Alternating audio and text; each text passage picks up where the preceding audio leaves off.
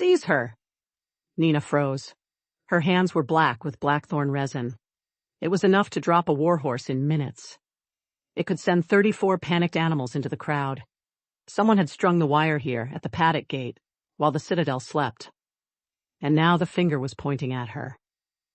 Lord Caius was already marching down the steps. She was seen at dawn. Seize her now. The crowd turned. Every face had already decided. Nina hadn't done this, but no one was going to ask. Behind her in the stable stood the Alpha King's warhorse, Eclipse, 700 kilos of black muscle, watching her. You saw who did it, she thought. Of course I did, Eclipse answered. The question is, will you live long enough to ask? Nina straightened slowly. Her fingers were still dark with resin, which, she understood, looked exactly as bad as Caius intended. 11 weeks ago, she arrived at Snowpeak Citadel. She carried a canvas bag, a case of dried herbs, and a letter. She had read that letter until the creases turned white. The Alpha King's warhorse was dying. That was what the letter didn't say, but what every word of it implied. Eclipse has shown progressive deterioration in the left foreleg. 4 Imperial veterinarians have assessed the condition as irreversible. You are requested, at the King's command, to present yourself for evaluation. At the King's command. Not an invitation. A summons. Nina had packed her bag and gone. Eclipse met her at the stall entrance. It felt like a retired admiral meeting a new recruit. 700 kilos of black warhorse. His coat was glossy. His dark eyes measured her with patience. He was an animal who had decided long ago he would not be impressed. You're smaller than I expected, he said. His voice landed in her mind like a stone dropped in still water. Clear, low, faintly contemptuous. The last one they sent wore perfume. I bit him. I don't wear perfume, Nina said. Good. A long pause. The straw in the eastern stall is damp. I've mentioned this 19 times. I am not a cart horse. I'll have it changed. Eclipse watched her for a long moment. His dark eyes didn't blink. You're not afraid of me, he said. It wasn't a question. Should I be? The last one was. He smelled like fear and cheap soap. I made him cry. Nina looked at him. 700 kilos of warhorse. Teeth like chisels. Hooves that could crack a man's ribs like dry twigs. You're in pain, she said. Pain makes things honest. I don't fear honest things. Eclipse went very still. Then, slowly, he lowered his head. Not much, just enough. The bone feels like splinters, he said quietly. For 3 years. Every step. I told Rowan it was nothing. He has enough wars. Nina stepped closer. She didn't reach out yet. You've been lying to him. I've been protecting him. Same thing, with a different name. Eclipse's ears flicked back, then forward. Annoyance. But not at her. You talk like someone who has lost people. Nina didn't answer. She put her palm against his shoulder. Just rested it there. Warmth. Silence. After a moment, Eclipse exhaled, a long, slow breath that seemed to come from somewhere deep. The others don't listen, he said. The veterinarians. The grooms. They look at my teeth and my legs and write numbers on paper. They don't listen. I'm listening. I know. A pause. That's what scares me. She pressed gently, felt the old tension in his muscle, the way he held himself unevenly to protect the left foreleg. Years of habit. Years of hiding. You don't have to protect him from this, she said. You're no good to him lame. I'm no good to him dead either. Then let me work. Eclipse was quiet for a long time. The stable was dark around them, lit only by a single lantern swinging in the draft. Shadows moved across his black coat like water. Rowan doesn't trust easily, Eclipse said finally. He won't trust you. I don't need his trust. I need his horse to stand. A sound from Eclipse. Not quite a snort. Almost a laugh. You might be interesting. I'm not here to be interesting. No, Eclipse agreed. You're here to do what no one else could. That's worse. He shifted his weight. For a moment, just a moment, he let his left foreleg bear full weight. His jaw tightened, but he didn't lift it back up. Begin, he said. Nina placed both hands on his leg and closed her eyes. She crouched beside his left foreleg and pressed her fingertips along the bone. The moment she touched him, she felt it, a roughness under the skin like river stone, the tissue calcified and unyielding where it should have been supple. The Imperial veterinarians weren't wrong. Working from the outside, this looked like the end of something.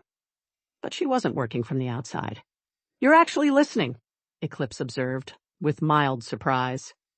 "The perfume man poked me twice and wrote things in a ledger." "You're listening." "You have to coax Bone back," Nina murmured. "You can't force it." The sound was non-committal, but not unkind. She heard the footsteps before Eclipse's warning arrived. Clean, precise strikes against stone. The footsteps of someone who had never needed to hurry because the world arranged itself around his schedule. She pressed her thumb one final time along the tendon line, noted the extent of the damage, and stood. Alpha King Rowan filled the entrance to the stall. Full formal armor, black and silver, catching the morning light and throwing it back like a challenge. 2 guards flanked him. His chief advisor, Lord Edmund, hovered at his left shoulder, clutching a leather ledger and wearing the expression of a man who hadn't slept in several days. Rowan looked at her the same way he seemed to look at everything. Steady. Assessing. Measuring the value of what stood before him without revealing anything himself. He had dark hair, shoulder length, and gray eyes that didn't move from her face. "Oh," Eclipse said, in the tone of a theater critic settling into his seat. "The black and silver again. He wore it last Tuesday. Does he think I don't notice?" My left shoulder certainly noticed when he hauled himself up like a man fighting a piece of furniture. Nina pressed her thumbnail into her palm. "Handler Nina." Rowan's voice was precise. Not warm, not cold. "Report." She met his gaze without stepping back. "The calcification in the left foreleg has dropped 15% since my preliminary assessment. The right hind shows comparable improvement. He's bearing full weight on both legs." She paused. "Your Imperial veterinarians told you this was irreversible. They were working from the surface." Rowan's eyes moved to Eclipse, then back to her. "And you aren't. The decay responds to warmth and directed pressure. You have to remind the bone what it knew before it forgot." She held his gaze. "I'll have a full assessment in the treatment ledger by evening." "He's impressed," Eclipse announced. "He will absolutely not say so. He would sooner eat the damp straw. But observe the jaw. That's impressed." A silence. "Continue the treatment," Rowan said. "I'll observe the evening session." He turned and left. Lord Edmund cast Nina a brief, exhausted glance of pure sympathy before disappearing after him. She let out a slow breath. "You're welcome," Eclipse said for the warning. "Thank you, Eclipse. My left shoulder still remembers Tuesday. He came that evening. She hadn't entirely believed he would." King said many things. Between morning and sundown, they usually had 17 other priorities. But at the 7th bell, when the stable had gone quiet and she was working by candlelight, she heard those footsteps again. This time he came alone. No guards at the entrance, no Edmund with his ledger.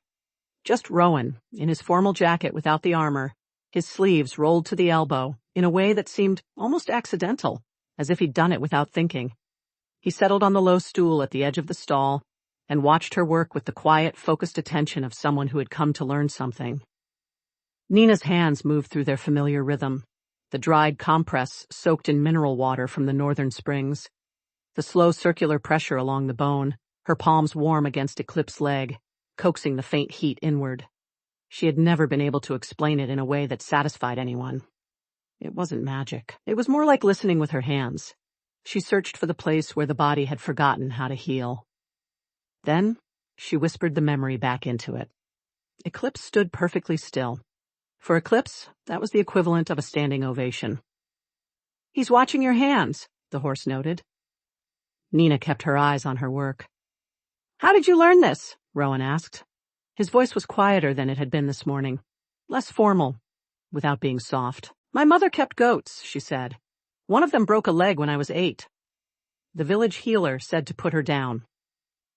She pressed her thumb gently along the cannon bone. "I sat with her for 3 nights and did this.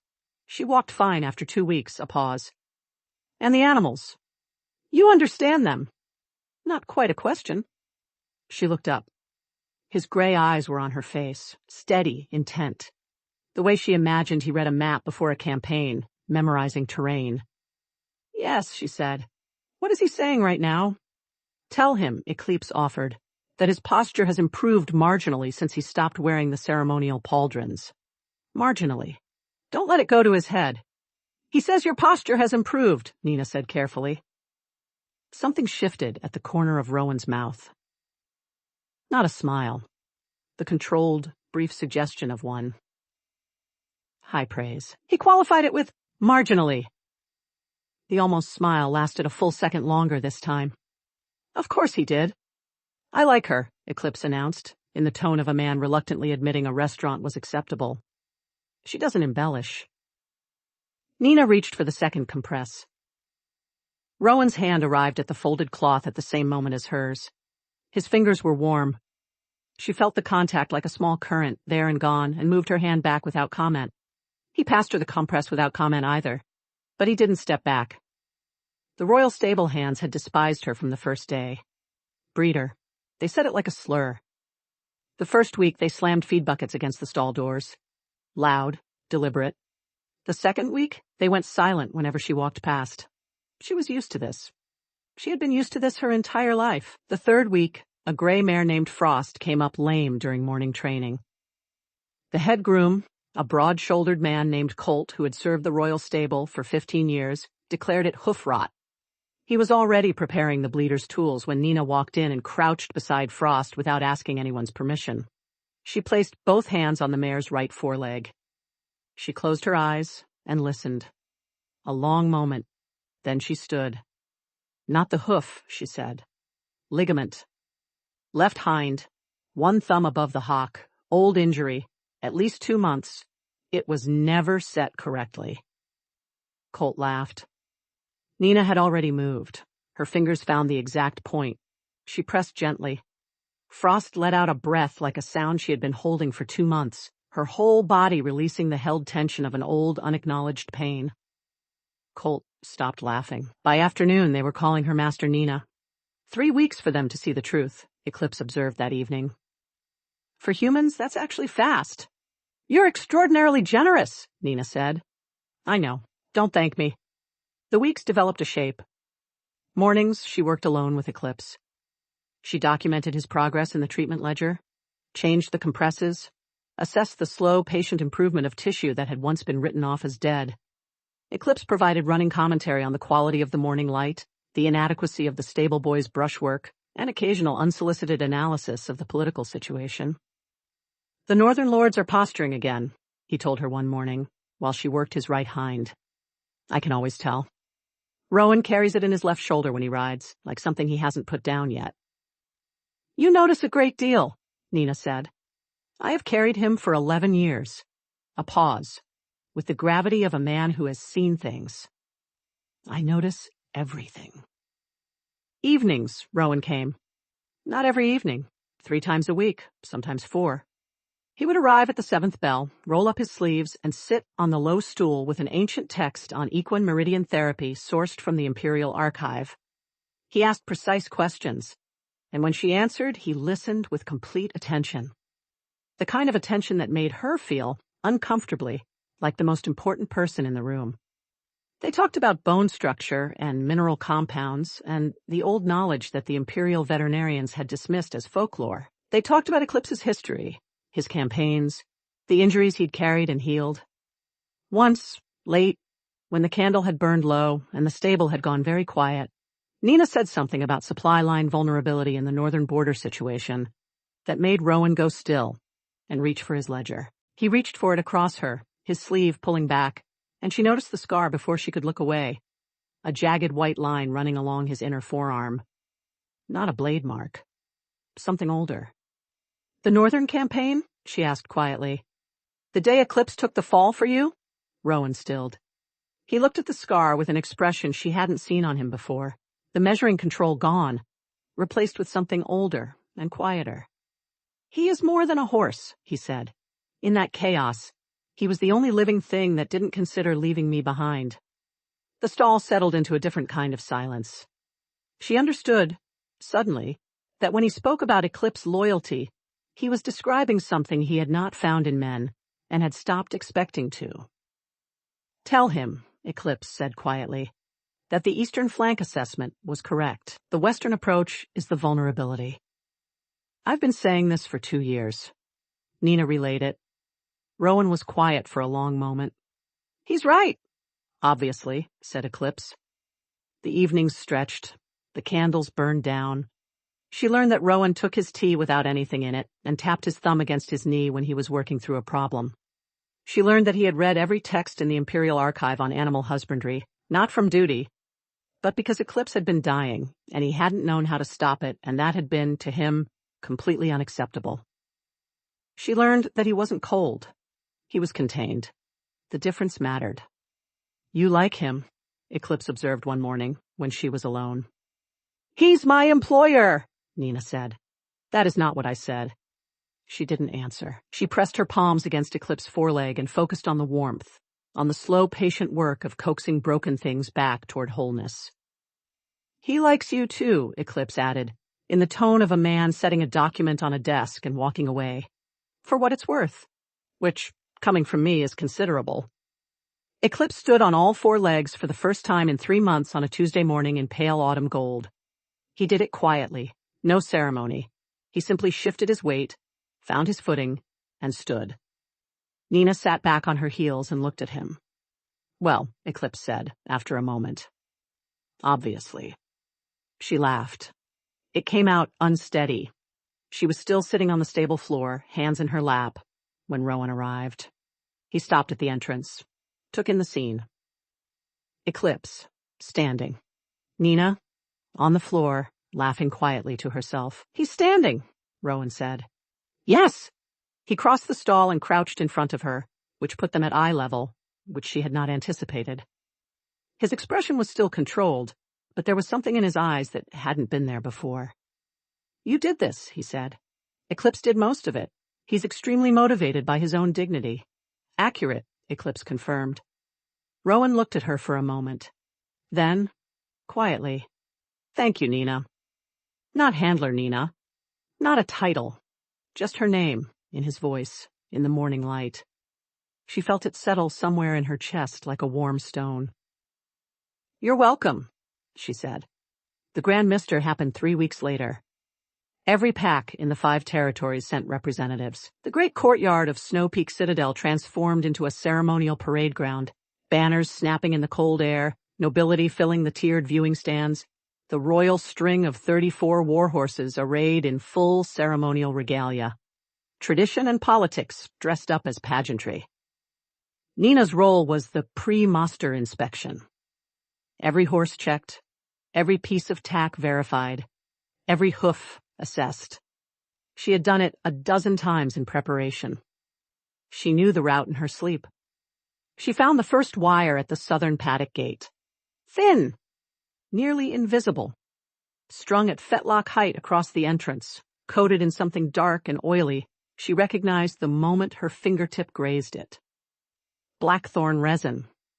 Contact poison. Enough to lame a horse within minutes of exposure. Enough. If 34 horses panicked in a packed ceremonial ground, the air hit her before she fully processed the wire. Something wrong in the smell of the stable. Too sweet.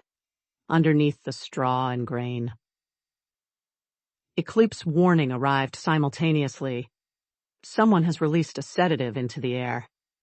They want the entire string sluggish. I can feel it.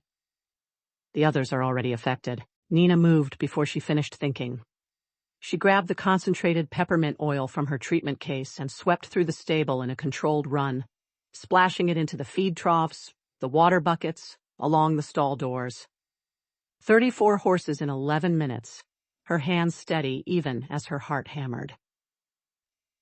Rowan arrived to find her covered in dust and oil, crouched over the wire at the southern gate with a face he would later describe, to Lord Edmund, as the expression of a woman who has already decided what needs to happen and is simply executing it. She didn't have time to tell him what she'd found. The shouting began. Lord Caius descended the viewing stand steps with the measured pace of a man who had rehearsed every moment of this. He was the most powerful voice on the Royal Council. He had been undermining Rowan's military authority for 3 years. Eclipse had told her this, piece by piece, over 11 weeks of quiet evenings. This woman, Caius announced, his voice rolling across the courtyard, was observed placing materials at the paddock entrance before dawn. She has sabotaged the royal muster. She has attempted to destroy the Alpha King's warhorses. The crowd noise swelled. Nina stood slowly. She could feel Eclipse behind her. He had been brought out for the muster, his coat gleaming, his recovery complete. She felt his attention settle onto her shoulders like a steady hand. "I know what happened," he said. "I saw it. Stay still." Rowan was moving through the crowd toward her, his face unreadable, his eyes fixed. Not running. Walking with the deliberate pace of a man who does not show alarm. But his eyes were on her and they were very focused. Caius stepped closer. "Do you deny it?" "I found the wire," Nina said. Her voice came out steady. She was mildly surprised. "I was examining it when you started shouting. A convenient story." Caius turned to address the crowd. "She has been given unprecedented access to the royal stables. She has cultivated a relationship with the Alpha King's own warhorse. And now, on the most significant ceremonial occasion of the year," Eclipse moved. He snapped the lead rope with a single violent jerk, broke away from the stable boy, and walked forward. His iron-shod hooves struck the stone like hammer blows. 17 hands of recovered warhorse, and he moved with the focused intent of an animal that had made a decision and was not interested in being redirected. He planted himself between Nina and the viewing stands. Then he raised his head and let out a sound that was not quite a whinny. Something older, something that had no name in the human vocabulary of sound. Every horse in the courtyard answered. The royal string, all 34, lifted their heads in unison. The sound they made together rolled across the stone like weather, and it silenced every human voice in the courtyard with the completeness of a hand pressed over a mouth. Nina felt her skin rise. "Now," Eclipse said. "Tell them." She looked at Rowan. He had stopped moving. In his expression, she saw something she hadn't expected. Not doubt, not the measuring calculation she had come to know. Something rawer. He was waiting. He was trusting her. She turned to face the crowd. "Eclipse is telling me," she said, and her voice carried in the sudden silence, "that the wire at the southern gate was placed at 2 a.m. He watched it happen from his stall. The man who placed it came from the eastern servants' corridor." She paused. "He was wearing Lord Caius's household livery." The silence changed. He buried the remaining wire and the resin vial in the feed storage behind the south barn, under the third hay bale from the left wall. Eclipse snorted once. Sharp, decisive, like a period at the end of a sentence. Rowan turned to his captain of the guard. One word. "Search it." Caius's face had gone the color of old ash. "This is absurd. You're taking the word of my head handler," Rowan said. That particular quiet that Nina had learned meant the opposite of calm. "Who has given me no reason for doubt in 11 weeks of service?" He looked at Caius.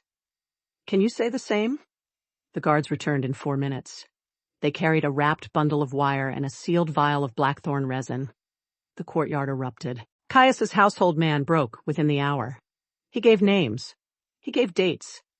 He gave the full shape of a conspiracy 2 years in the building, using the muster as its moment, using Nina as its convenient scapegoat. The formal proceedings took the rest of the day. Nina stood through most of it, answering questions when asked, precise and steady. Eclipse remained in the courtyard long past when he should have been stabled. And because he stayed, the rest of the royal string stayed too, arranged in a loose semicircle that the guards had eventually given up trying to disperse. "It's an old custom," Eclipse explained, when she asked. "When a herd member is wrongly accused, the herd stands with them. Most humans have forgotten it. The horses haven't." She looked at the 34 horses standing quietly in the autumn light. and something tightened in her throat and stayed there.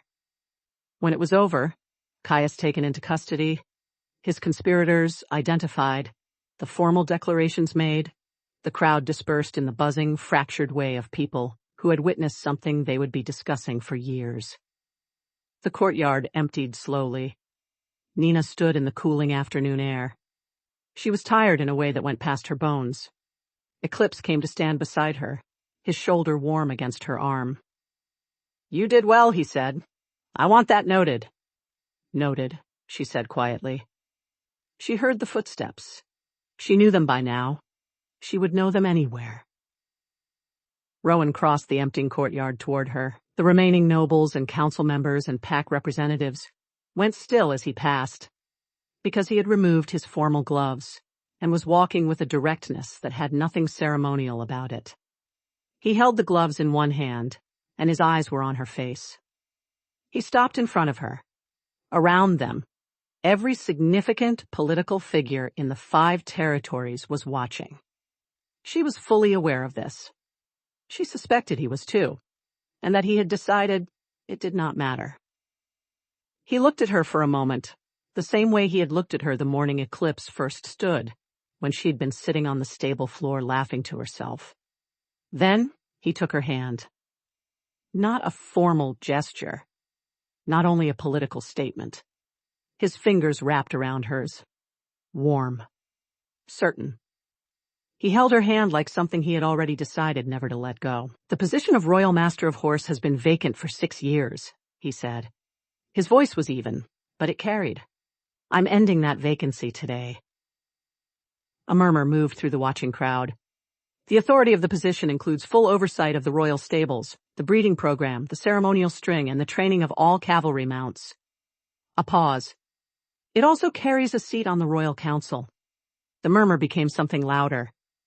Lord Edmund materialized at Rowan's side with his particular silent efficiency and produced a small object on a velvet cloth, a token.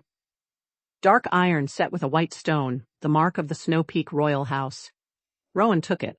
He looked at her. "This is not a reward," he said quietly, and she understood this part was for her alone. "This is recognition. There's a difference." She looked at the token. She looked at his face, the controlled, measured expression she had spent 11 weeks learning to read, that she knew now held more than it showed. "I know," she said. He placed the token in her free hand and closed her fingers around it. "Well," Eclipse announced, in the tone of a critic who has finally seen a performance worth attending. "It's about time." The formal banquet that evening was a different world from anything in Nina's experience. Candlelight and careful seating arrangements and wine that cost more than her family's annual income. She sat at the high table, next to Rowan. Before taking her seat, she had checked in on Eclipse. "The grain is acceptable," he reported. "The bedding is correct. The water temperature is slightly above optimal, but I will endure it. I'm glad you're comfortable." "I am not comfortable. I am adequately accommodated." "There is a distinction." A pause. "Go to your dinner. You've earned it." The banquet was long and formal. Rowan was beside her, and he had a quiet habit of leaning slightly toward her when someone said something requiring a response, as if consulting, as if her opinion was something he wanted before he spoke. It was a small thing. She noticed it every time. After the formal portion dissolved into something more like a gathering, Lord Edmund appeared at her elbow, with a glass of amber liquid, and the expression of a man delivering a verdict. "For what it's worth," he said, "I've spent 2 years trying to build a case against Caius." He looked at his glass. "A horse beat me to it." "Eclipse is very observant," Nina said. "Apparently." He glanced toward Rowan, who was across the room with 2 northern lords. "He's been different these past months, since Eclipse started recovering." Edmund looked back at her. "Since you." He raised his glass slightly. "Welcome to the council, Master Nina." He walked away before she could respond. Later, when the hall noise became a dull roar, she found Rowan on the eastern battlement. The same place she had stood the morning after Eclipse first bore weight. The night was clear and cold, the stars very bright above the snowfields. She stood beside him. For a while neither spoke. The wind moved between them, carrying pine and cold stone. You knew, she said finally, before today, about Caius. I suspected, he said. I didn't have proof. Eclipse had proof. Eclipse had proof, he agreed. A pause. I should have asked him sooner. She looked at his profile, the clean line of his jaw, the slight tension in his shoulders she had learned to read as thought rather than anger. You're not angry, she said. That it was me, that it wasn't your guards or your council. He turned to look at her. Why would I be angry? Some men would be. Some men, he said, are idiots. She laughed, quiet, genuine, and saw the corner of his mouth move in response. I gave you the council seat because you earned it, he said. Not because of today. Because of 11 weeks of work no one else could do. Because you were right about the eastern flank. And because you told me the truth about Eclipse's condition when every expert before you told me what they thought I wanted to hear. His gray eyes were steady on her face. I don't offer things I don't mean. I know, she said. I've noticed. She looked out at the dark forest. Below, the citadel glowed warm against the cold. I don't know how to do this, she said. The council, the politics, all of... She gestured at the citadel behind them. I know, he said. I'll teach you what I can. Edmund will handle the rest. A pause. Eclipse will have opinions. Eclipse always has opinions. Then you'll be well advised. She turned to look at him. He was already looking at her. And because she was tired of being careful, and the night was cold, and he had held her hand in front of the entire 5 territories without a moment of hesitation, she leaned up and kissed him. He was still for exactly 1 second. Then his hand came to her jaw, steady and certain, and he kissed her back with the same complete, unhurried attention he gave to everything that mattered to him. Finally, said Eclipse, from somewhere far below, in the tone of a man who has been waiting for a very long time. 3 days later, Nina walked into the council chamber for the first time as Royal Master of Horse. The table was long, dark wood, 22 chairs, 21 of them already filled. Rowan looked up from the far end. He didn't stand. She had asked him not to, but his eyes followed her all the way to her seat. Edmund leaned close. Today's topic is the northern supply lines.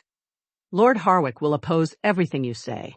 Not because you're wrong, because you're a woman. Thought you should know. Eclipse told me, Nina said. He said Harwick spilled his tea 3 times during last week's session, and blamed the servant each time. She looked across the table at the heavy-set lord, who was clearing his throat and preparing to speak. A man who can't admit a small mistake isn't worth fearing. The corner of Edmund's mouth lifted. He said nothing.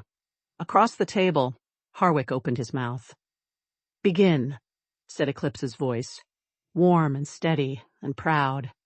Show them what a woman who listens to horses can see. Nina looked at Lord Harwick and smiled.